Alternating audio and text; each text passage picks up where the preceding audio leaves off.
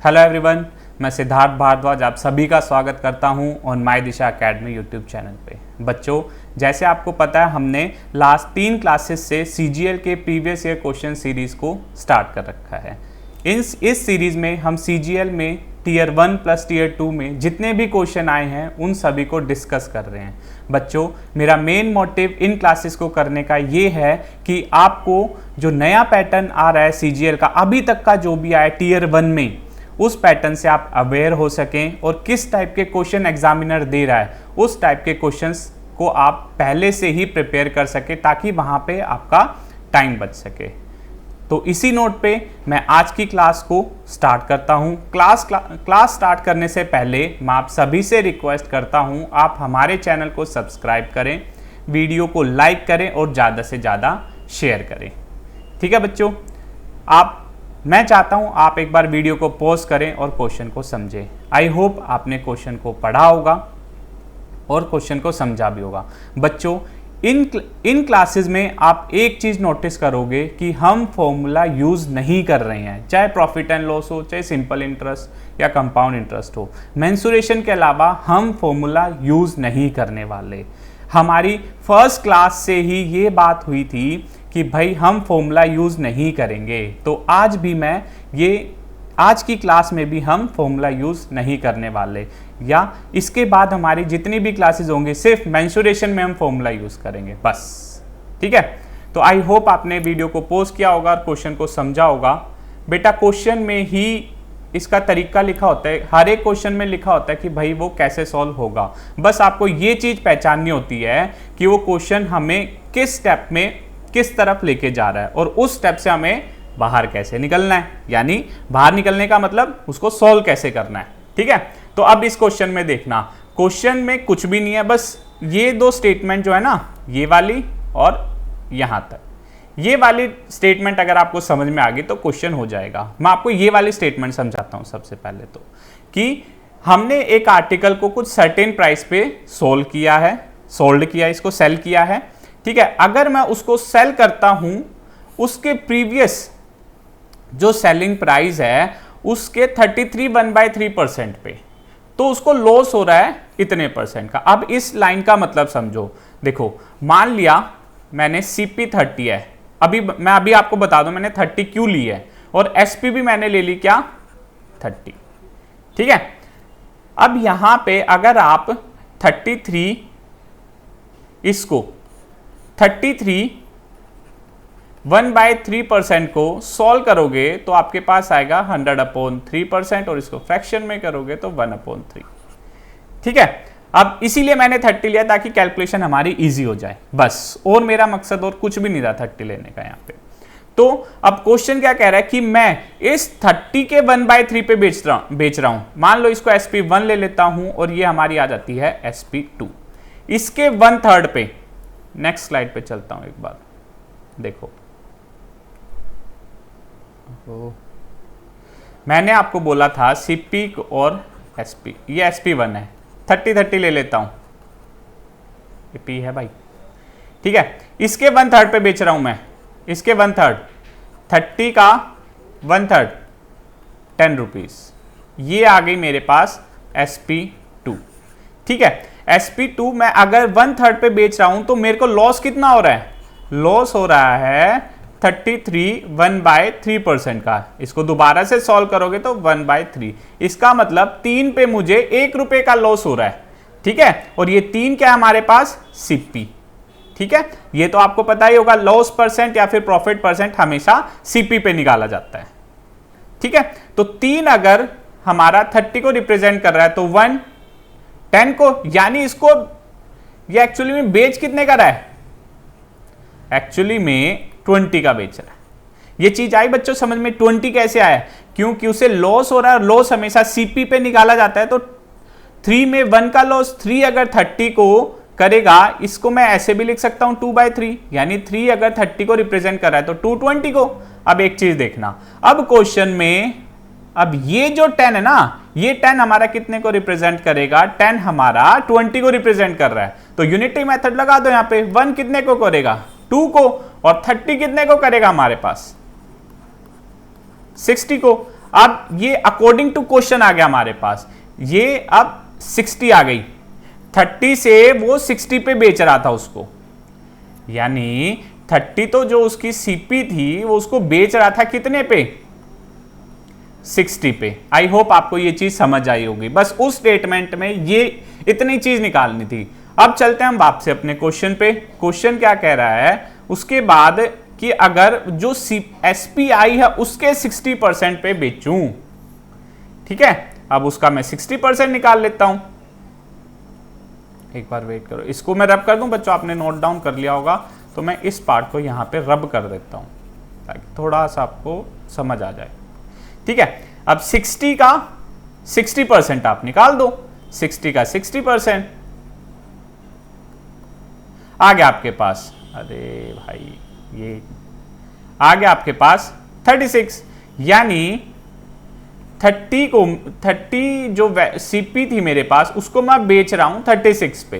Question में जो उसके बाद जो स्टेटमेंट है उसमें ये कह रहा है अब कोई भी चीज 30 की चीज को मैं 36 पे बेच रहा हूं तो कितना प्रॉफिट, 6 का कितने पे, 30 पे इंटू 100 कर दो। इसको सॉल्व करोगे आपके पास आएगा 20, यानी मेरे पास आंसर क्या आया, मेरे पास आंसर आया 20%। यानी कि अगर मैं उस क्वेश्चन में जो हमें गिवन है, जो हमने सेलिंग प्राइस निकाला है उसके 60% पे अगर मैं बेचूंगा तो मुझे प्रॉफिट होगा 20% का। आई होप आपको बच्चों ये चीज समझ आई होगी, ठीक है। अब हम चलते हैं नेक्स्ट क्वेश्चन पे। आई होप आपको ये चीज समझ आई होगी कि हम बिना किसी फॉर्मूले के प्रॉफिट लॉस हो गया, सिंपल इंटरेस्ट, कंपाउंड इंटरेस्ट होगा, वहां पे हम यूनिटरी मेथड ही यूज करने वाले हैं तकरीबन, बस एक मेंसुरेशन चैप्टर को छोड़ के, क्योंकि वहां पे भाई हमारे पास और कोई तरीका ही नहीं है फॉर्मूले के सिवा। अब एक चीज इसमें देखना, इसमें भी मैं आपको ऐसी चीज बताऊंगा कि कभी भी आप ऐसा क्वेश्चन किसी भी पेपर में आएगा कभी गलत नहीं करोगे, ठीक है। चलो मैं आपको सिखाता हूं ये वाला क्वेश्चन। इस वाले क्वेश्चन में बच्चों हम सबसे पहले LHS को देखते हैं। LHS को लो, मैं पहले LHS को लिखता हूं, 86 माइनस 60√2। बच्चों इस क्वेश्चन को हमें हमेशा किस फॉर्म में बनाना पड़ता है, a प्लस बी का, या यहां पे मैं प्लस की जगह या तो बनेगी ये वाली या फिर बनेगी a माइनस बी का होल स्क्वायर, ये चीज बनेगी, इन दो में से कोई भी एक फॉर्म बनेगी, ठीक है। ये कैसे पता चलेगा ये मैं भी आपको बताता हूं कैसे पता चलेगा। पहले तो अगर मैं इसको एक्सपेंड करता हूं या इसको मैं खोलता हूं तो ये मेरे पास बनेगी a square plus b square plus 2ab। अगर मैं यहां पे माइनस रख देता हूं तो यहां पे भी माइनस रख देगा। आई होप आपको इतनी चीज समझ आई होगी। अब मैं चलता हूं अपने क्वेश्चन पे। बच्चों यहां पे हमारे पास 2 होना चाहिए, लेकिन है तो हमारे पास 60, ठीक है। तो मैं यहां पे क्या करता हूं, 2 तो एज इट इज यहां रख लेता हूं और एक बार इसको एक्सपेंड कर लेता हूं। ये चीज देखो, ये 30 आ गया, 30 रूट के अंदर जाएगा तो क्या बनेगा, 86 माइनस 2 रूट 1800।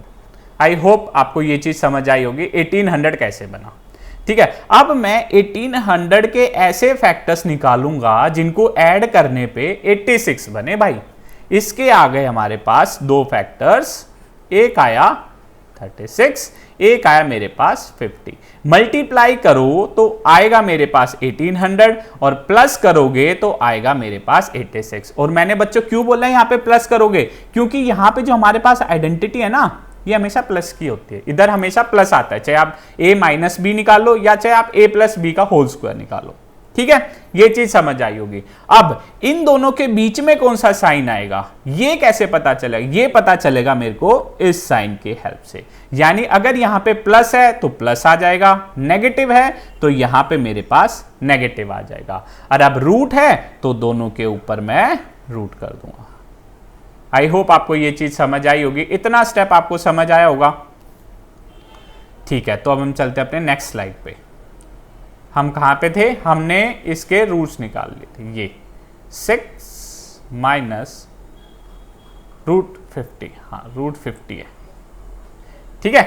अब इसके बाद इसको मैं कैसे लिख सकता हूं, 6 को 36 को 6 इंटू 6 और 50 को लिख सकता हूं मैं 2 इंटू 25, ओके। यहाँ से एक 6 बाहर आ जाएगा, यहाँ से मेरे पास 5 बाहर आ जाएगा। अब हम अपने RHS को देखते हैं। RHS है हमारे पास a माइनस b रूट 2। देखो बच्चों, जिसके साथ रूट 2 है वो हमारी b की वैल्यू बनेगी, और जो हमारे पास कांस्टेंट है वो बनेगा हमारे पास a। यानी a की वैल्यू आई मेरे पास 6 और b की वैल्यू आ गई मेरे पास 5। अब मैं इसको बस अपने क्वेश्चन में पुट करने वाला हूं। कैसे, ये देखो, आई होप आपने ये सब कुछ लिख लिया होगा। मैं इसको इरेज कर रहा हूं, ये चीज देखो।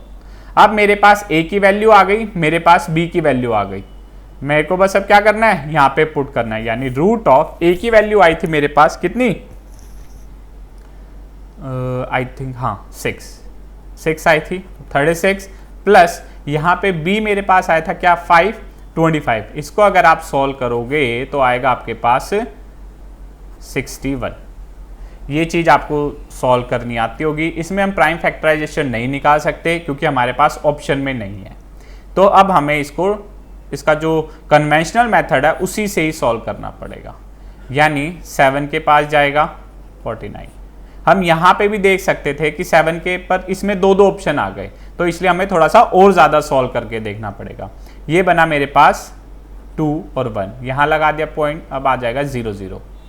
अब इसके बाद हम देखते हैं ये किस पे जाता है, तो आई थिंक मैं 8 कर देता हूँ, 8 से कर लेता हूँ, तो आएगा मेरे पास 7.8।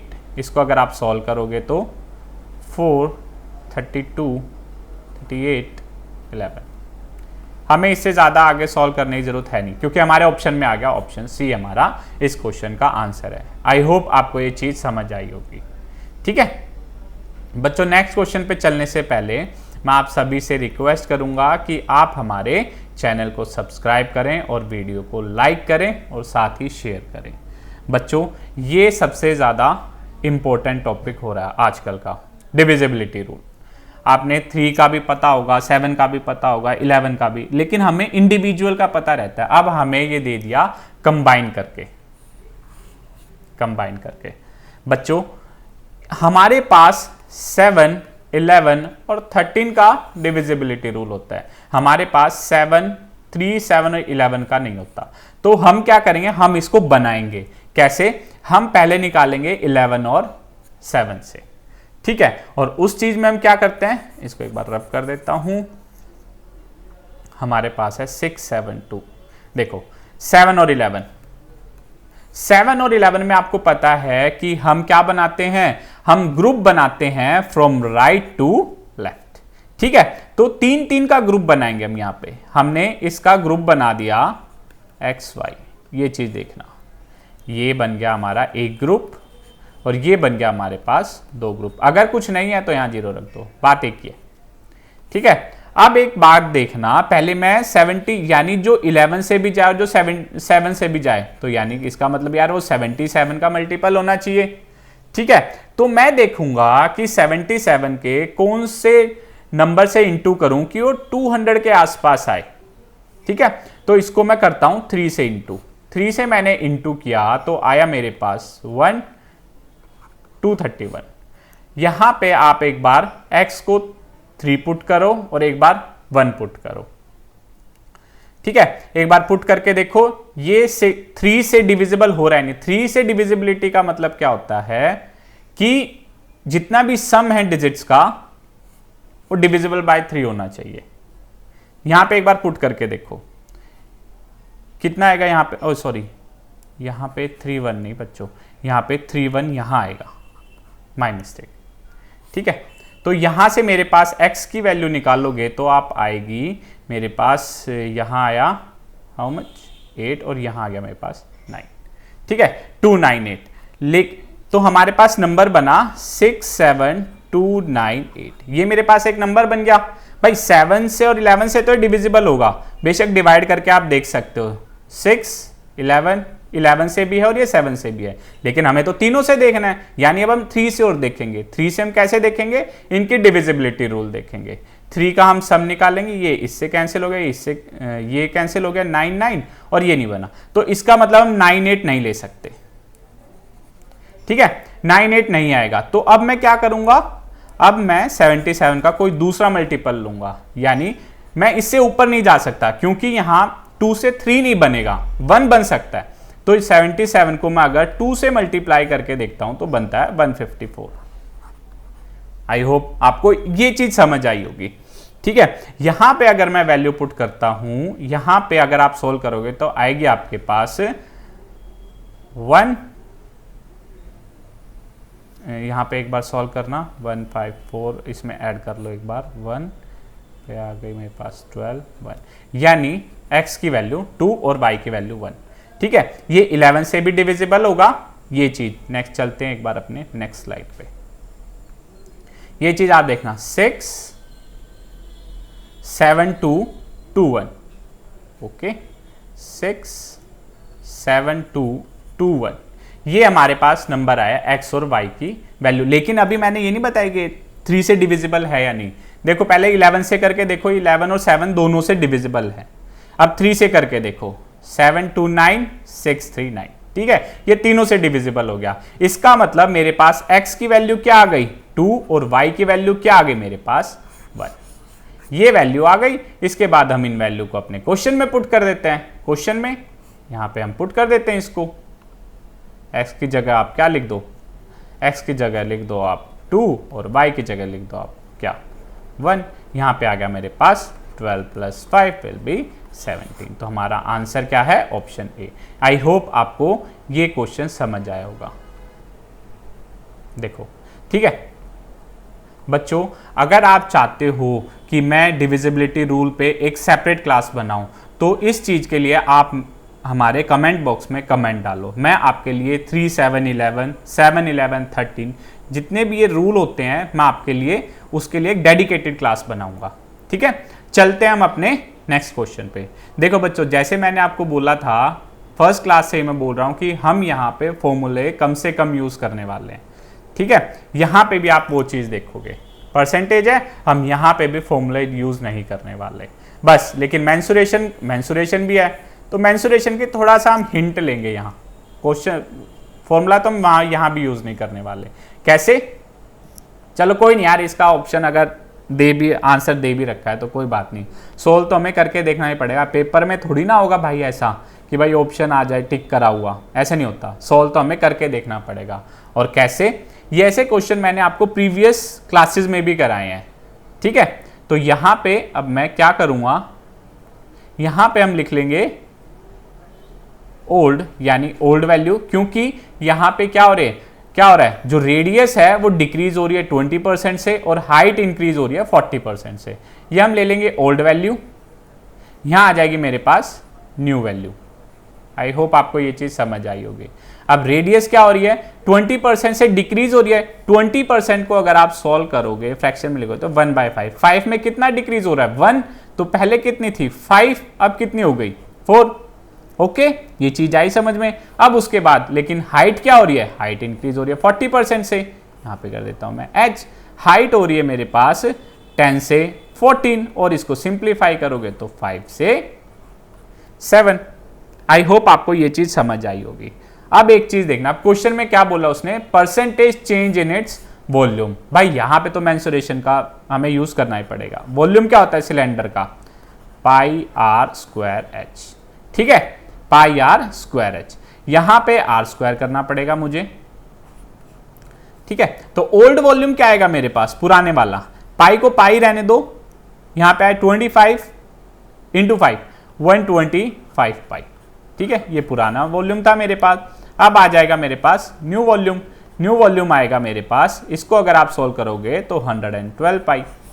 ठीक है, कितना चेंज हो रहा है, 125 से चेंज हो रहा है हमारे पास, 125 से चेंज हो रहा है हमारे पास 112। कितना चेंज हो रहा है, ये हो रहा है हमारे पास 13 पाई। कितने पे, 125 पाई पे, इनटू कर दो 100 पाई से पाई। इसको अगर आप सॉल्व करोगे तो 1300/125। अगर इसको आप सॉल्व करना चाहते हो ऐसे कर लो, और भी ज़्यादा सिंप्लीफाई कर दिया मैंने। यहाँ पे आ गया 4, यहाँ पे आ गया 5। यहाँ पे अगर आप सॉल्व करना चाहते हो 5 6 5 2 10.10, इसको मल्टीप्लाई करो आपके पास आएगा 10.4। तो कितने परसेंट से डिक्रीज हो रहा है? हमारे पास 10.4% से डिक्रीज हो रहा है, जो कि हमारा आंसर है। आई होप आपको ये चीज़ समझ आई होगी और आपने एक चीज़ को नोटिस भी करा होगा कि हमने बस यूनिटरी मेथड ही तकरीबन लगाया है और हमने फॉर्मूले का यूज़ नहीं करा है लेकिन इसमें। ठीक है, चलते हैं अपने नेक्स्ट क्वेश्चन पे।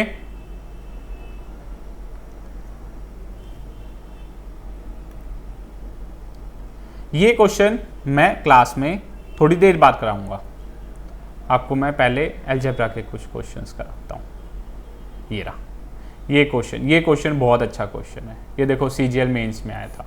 बच्चों जितने भी क्वेश्चन करा रहा हूँ ना मैं, सारे सीजीएल में आए हैं, या तो टीयर 1 में आए हैं या टीयर 2 में आए, मेंस में आए, लेकिन सारे सीजीएल के स्पेसिफिक क्वेश्चन लेके आ रहा हूँ। और जितने भी क्वेश्चंस हैं ना, सारे ऐसे क्वेश्चन हैं कि पूरे के पूरे चांसेस हैं कि पेपर में आ जाए। एग्जैक्ट वैल्यू ना सही, लेकिन पैटर्न ऐसा ही मिलेगा आपको। अब इस क्वेश्चन में देखना बच्चों, इस क्वेश्चन में हम क्या करेंगे। ये वाला क्वेश्चन आप सोच रहे हो कि यार इसमें क्यूब है तो मैं इसको क्यूब रूट करके कुछ निकाल देता हूँ, लेकिन ऐसा नहीं होगा। और क्यों नहीं होगा? क्योंकि आप यहाँ पे क्यूब रूट निकालोगे, लेकिन इसको कैसे सॉल्व करोगे? तो इसमें हमें थोड़ा सा माइंड अपना लगाना पड़ेगा। कैसे? मैं इस इक्वेशन को क्या करता हूं, सबसे पहले इस इक्वेशन को देखो, अभी पता चलेगा ये मैंने क्यों किया है। इस इक्वेशन को मैंने a से मल्टीप्लाई कर दिया दोनों तरफ, यानी यहां पे आ गया a की power 4 plus 3a cube plus 9a square equals to a। ठीक है, अब यहां पे मेरे पास क्या है, ये आगे मेरे पास इक्वेशन 1। अब इस इक्वेशन को मैं 3 से मल्टीप्लाई कर देता हूं। 3 से मैंने क्यों मल्टीप्लाई करा बच्चों, मैं अभी बताता हूं आपको। मैंने 3 से क्यों मल्टीप्लाई करा, यहां पे आ ये वाला नहीं है, यहां पे आ गया मेरे पास 3a cube plus 9a square plus 27a equals to 3। ये मेरे पास आ गई सेकेंड इक्वेशन। फर्स्ट इक्वेशन और सेकेंड इक्वेशन को फर्स्ट में से आप माइनस करो तो आपके पास क्या बनेगा, यहाँ पे मैं इसको माइनस कर देता हूँ, ये माइनस ये माइनस ये माइनस ये माइनस, मैंने यहाँ पे माइनस कर दिया। क्या आया मेरे पास, इससे ये कैंसिल आउट हो जाएगा, इससे ये कैंसिल आउट हो जाएगा, बचेगा क्या, a की पावर 4। और यहाँ पे क्या बचेगा, यहाँ पे आप इसको भी, ये आ गया मेरे पास 27a equals to a minus 3, a minus 3। I hope आपको ये चीज समझ आई होगी। ठीक है, अब कुछ कुछ हमारे क्वेश्चन टाइप का देखो बनता जा रहा है, लेकिन अब मैं क्या करूंगा, पहले तो a को इस तरफ ले आऊंगा। a को इस तरफ ले आया तो आया मेरे पास a की power 4 minus 28a equals to minus 3। ऐसा कुछ बना मेरे पास। अब मैं क्या करूं, इतना बन गया। अब मैं a से डिवाइड कर देता हूं अपनी पूरी इक्वेशन को, इसको हम डिवाइड कर देते हैं a से। कर दो a से डिवाइड, यानी a क्यूब बन गया। यहां पे कितना आ गया मेरे पास 28, यहां क्या आ गया माइनस 3a। आई होप आपको ये चीज समझ आई होगी। जो कहीं कुछ साइन में हमने गड़बड़ करी है, ये आ जाएगा हमारे पास, ये नेगेटिव है, हाँ कोई बात नहीं, हमारे पास ये बनेगा। ठीक है, इसके बाद हम क्या करेंगे, यहां पे नेगेटिव नहीं आएगा बच्चों, ओ आ गया, यहां पे ये नेगेटिव नहीं आएगा,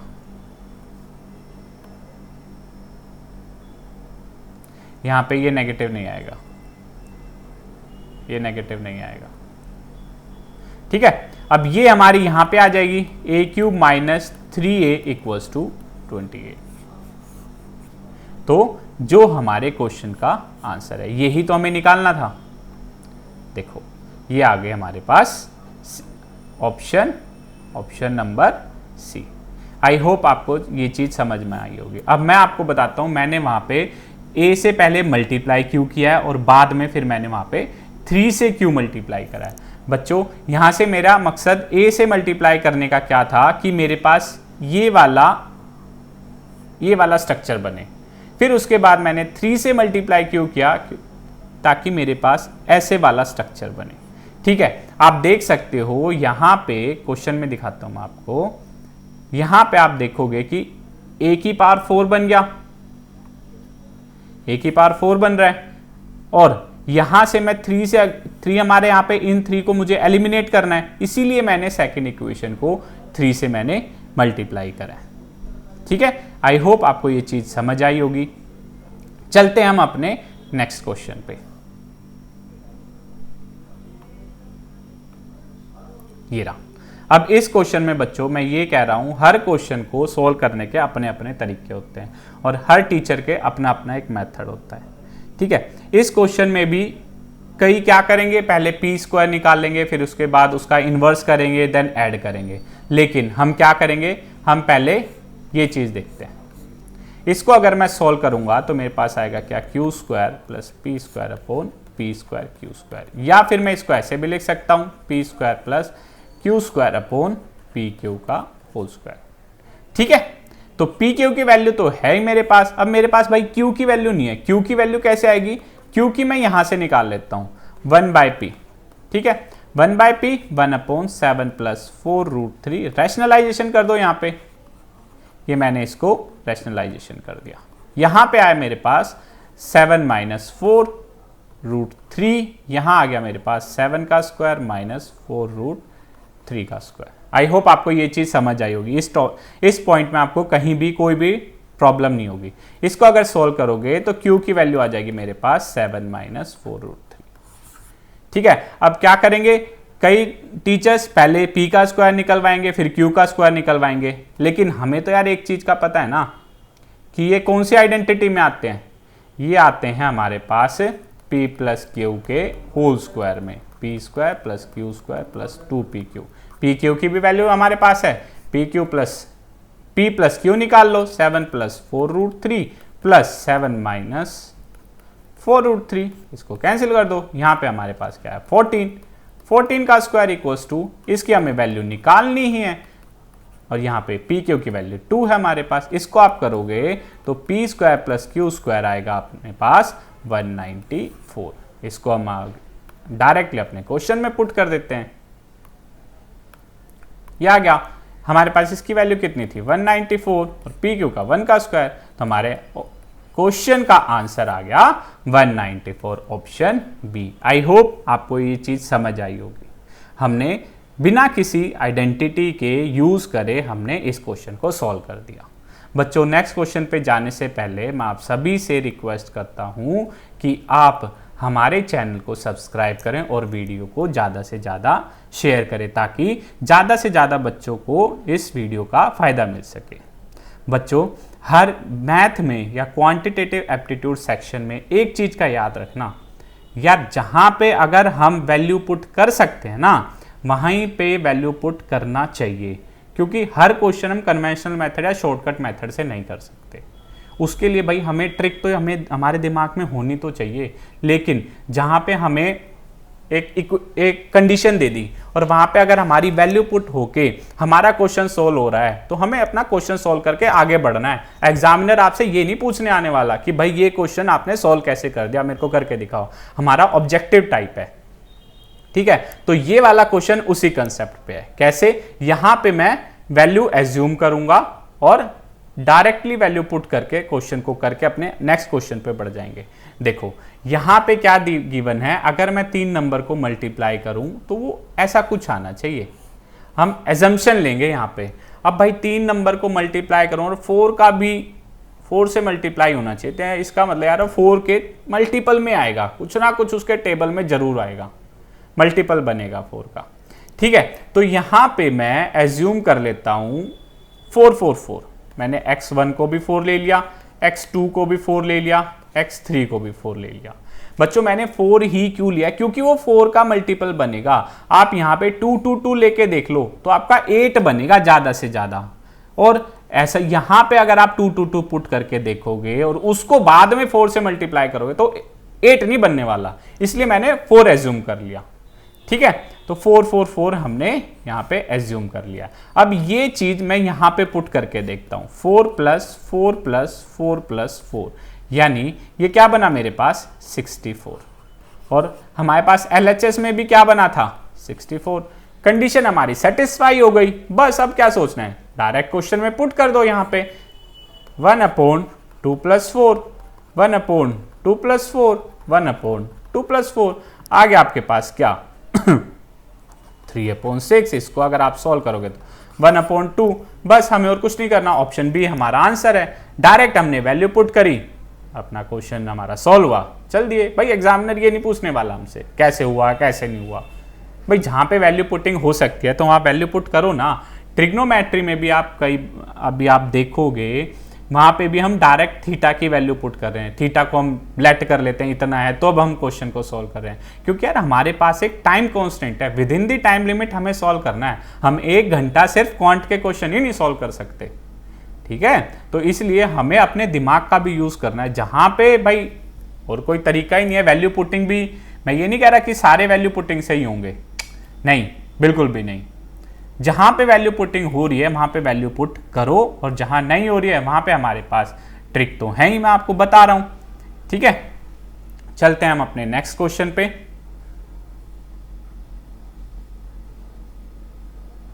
ये रहा बच्चों हमारे पास नेक्स्ट क्वेश्चन।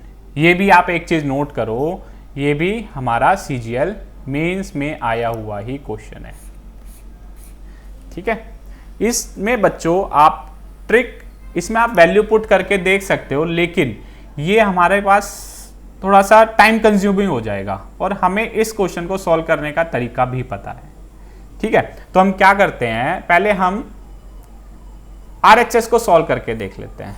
आरएचएस को अगर आप सॉल्व करोगे तो 8a + 8b - 16c ऐसा कुछ बनेगा मेरे पास, ऐसा कुछ बनेगा एक क्वेश्चन, ठीक है। ए वालों को ए के साथ, बी वालों को बी के साथ, सी वालों को सी के साथ, यानी a² - 8a, यहां पे आ गया मेरे पास b² - 8b, मेरे पास आ गया c² - 16c, यहां पे आ गया मेरे पास 96, ये आ गया मेरे पास 96, ठीक है बच्चों। अब ये चीज देखना, ये कुछ हमारे पास ऐसा नहीं बन रहा कि भाई a - b का होल स्क्वायर, यहाँ पे b नहीं, सॉरी b नहीं, यहाँ पे कोई और भी हम मतलब एक कांस्टेंट लेंगे हम, यहाँ पे x ले लेते हैं यहाँ पे, ठीक है। तो यहाँ पे यानी कि अब मैं 96 को ऐसे किस चीज में ब्रेक करूं कि मेरे पास ऐसा कुछ बनना स्टार्ट हो जाए। तो मैं यहाँ पे देखूंगा कि हमारे पास जो वैल्यू होती है, वेट करो बच्चों 1 मिनट,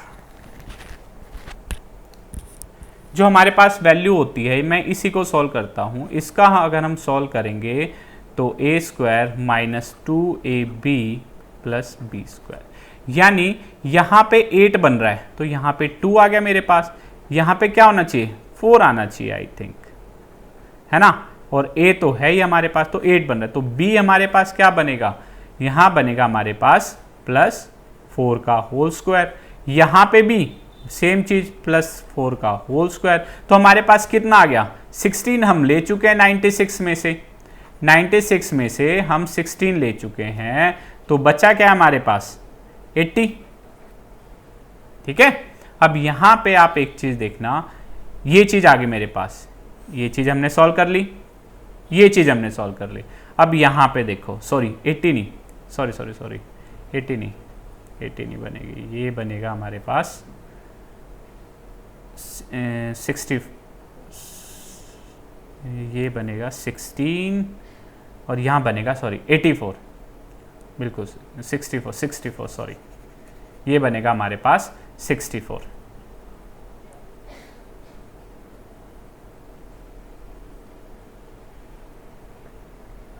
ठीक है। यहां पे हम पुट करेंगे, ये पे आ जाएगा हमारे पास 8 का स्क्वायर। आई होप आपको ये चीज समझ आई होगी, 8 का स्क्वायर कैसा है। मैंने 96 को ब्रेक कर दिया 16 और 64 में। आई होप आपने ये चीज समझी होगी, ठीक है। अब यहां पे मेरे पास क्या बन गया, ये यहां से मेरे पास आया a - 4 का होल स्क्वायर प्लस b - 4 का होल स्क्वायर। यहां मेरे पास क्या बना, ये इधर आके पॉजिटिव हो जाएगा, यहाँ पे पॉजिटिव, ये बना मेरे पास c + 8 का होल स्क्वायर।